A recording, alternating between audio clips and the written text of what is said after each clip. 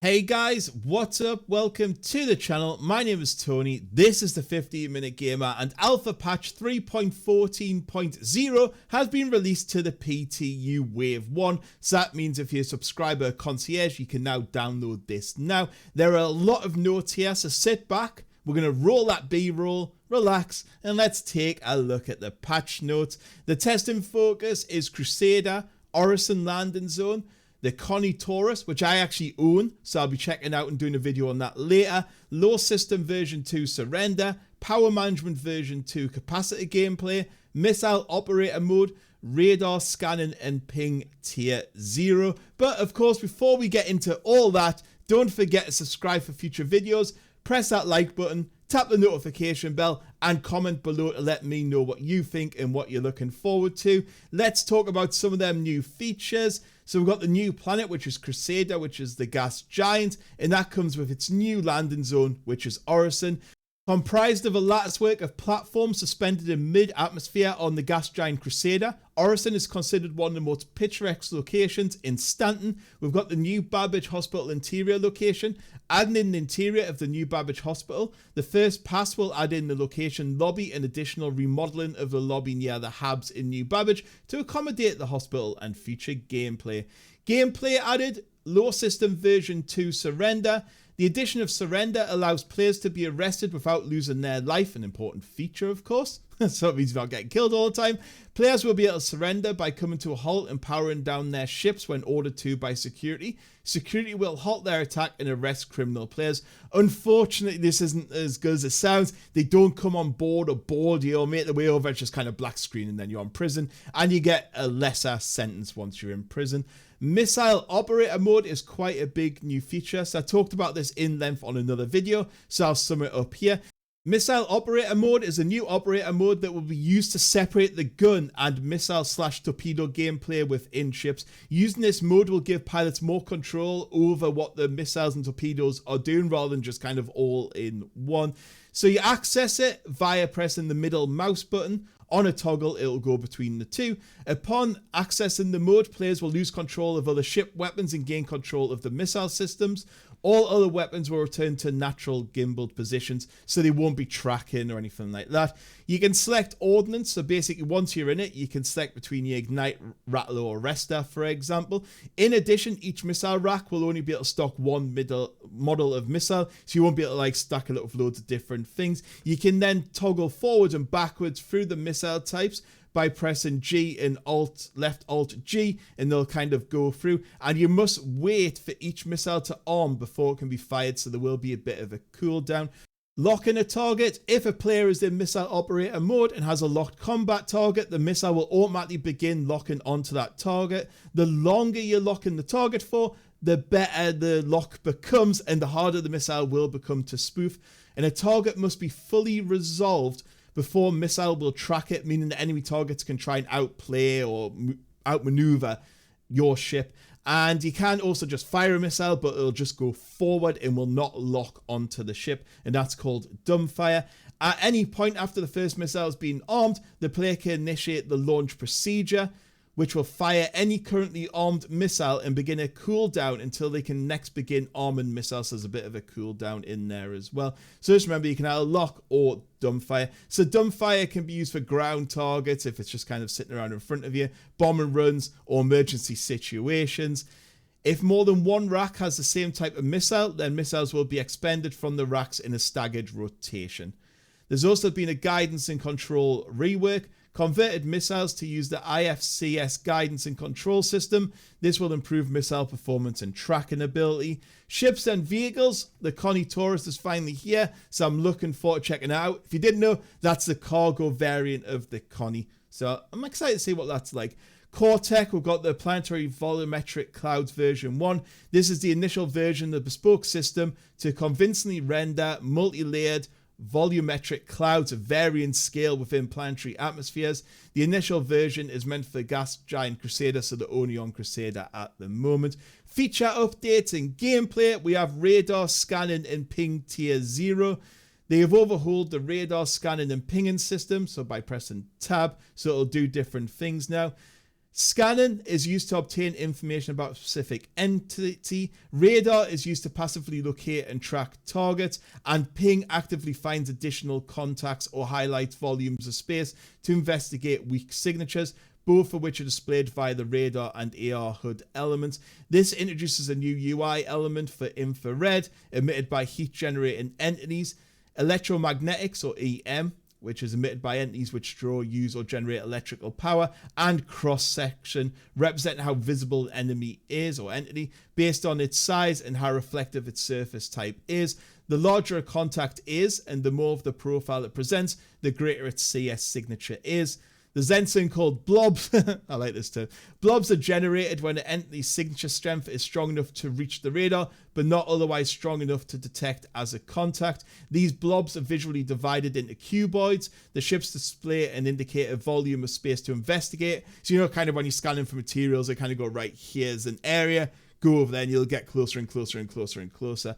Where an entity or entities might be located. So, yeah. Exactly just as I said. The size of the blob is determined based on the base signature strength of the entity, meaning the larger a blob is, the less accurate the representation is. Power management V2. So this is rebalancing the existing power system and integrating capacitors into it. Players will have the ability to manage the amount of extra energy that goes into thrusters, weapons, and shields. So if you've ever played Elite Dangerous, you'll know exactly what I mean here. So basically, you've got to decide if you're going to put your shields up, but then it'll take power away from the rest, or vice versa. The assignment keys are F5, 6, and 7, and F8 to reset at the moment, and there'll be a power triangle as well. With the additions of capacitor gameplays comes wide reworks to ship flight and thruster handling, shield behavior, and weapon damage / ammo counts.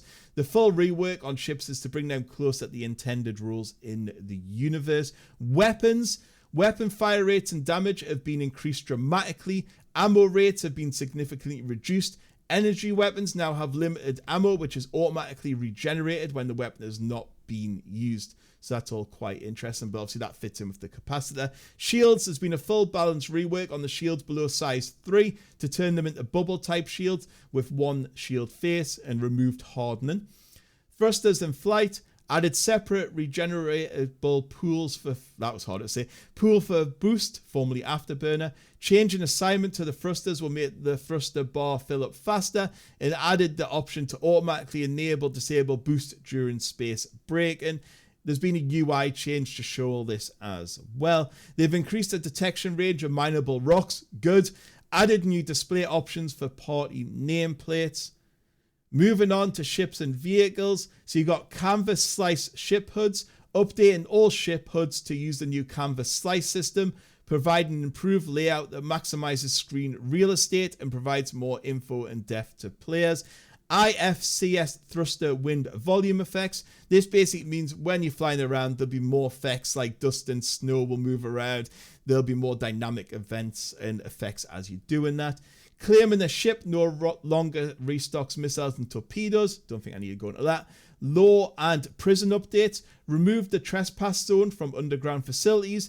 Destroying a party member's empty vehicle no longer results in a crime. Updated the prison code entry interface, preventing it from resetting the code on failed attempts to stop a bug that would no longer make it accept codes. Crimes for assaulting a security officer should no longer be given outside of a monetized zone. Knockouts no longer kill. Increase the inner fort size text for ships for medical beds. So when you're set in the ICU, which is very good because it's quite small. Adjusted pilot / co-seat seat animations and height in the hammerhead. Core tech. I don't know why this is core tech. They've updated the main menu background video. I'm glad to see you guys if you spend their millions pretty well there. And graphics settings additions. We've added a few new graphics settings.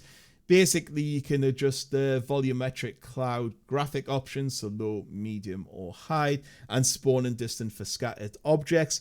This setting allows you to pick the distance from the camera at which scattered objects respawn. And we've also added a terrain desolation distance for low, medium, or high. Known issues now. So these are the things you'll probably experience once you get in. Gas clouds on Crusader appear to have moving graphical objects, so basically like little dots that kind of go around in the clouds. Orison objects and textures are loading very slowly. Single location will only play if a player spools their drive before setting a destination on the star map. Workaround spool quantum drive before opening the star map. Various UI markers are faded and hard to read. Unable to scan for FPS or rock size mining deposits until very close. Port Orison is missing its QT marker. Large black cubes and bright light particles can be seen moving within snowstorm clouds on Microtech and in the dust storm of Hurston. The AI at UGF's Ankara will have desync issues. After being approved for docking requests, there is no docking UI present, making docking virtually impossible to complete. Unable to shoot the hammerhead turrets. Missiles can hit the player ship when they are fired while the ship is moving forward. I like that. Just imagine how many times you're going to blow up doing that. Security ships do not recognize illegal goods on board a ship when carried by a player. Ping scans are unable to detect FPS and large FPS deposits. Calls, when players using certain seats or situations, will display a grey screen. Players can clip through the exterior door of the 890 jump when it's docked. Well, I can't see how that's going to be abused. Missions do not recognize players entering zones, and UI are unresponsive once you get there. There are uneven physics proxies at the hospital entrance, which means you can't take trolleys, walking frames, or gurneys in or out. Multiple ships can be observed having loop animations with their missile racks, which makes them give them the inability to even fire the missile. The pilot weapon's HUD will no longer be visible when entering and exit a turret. Cave FPS missions don't work. AI ship nameplates are missing and will show a placeholder. Intense fog can be seen in docking port interiors. The player has no collisions when they're manning the mining turret on the Rock DS. There is a flashing that occurs intermittently when viewing the VMA at the Moby-Glass. There's also a bunch of major bug fixes, but I've covered them all. Well, in fact, all this has been covered in previous videos, but there's loads of them as well. And finally, they've also fixed 8 client crashes, 4 server crashes, and a server deadlock. And there we go, guys. I'll put a link to the patch notes in the description in case you want to read them yourself. I hope you enjoyed the video. I'll be back later today, probably covering the Taurus and the Orison landing zone. I'll try and get as much done as I can after I've finished work. So thank you very much for watching. Catch us on the next one. Goodbye.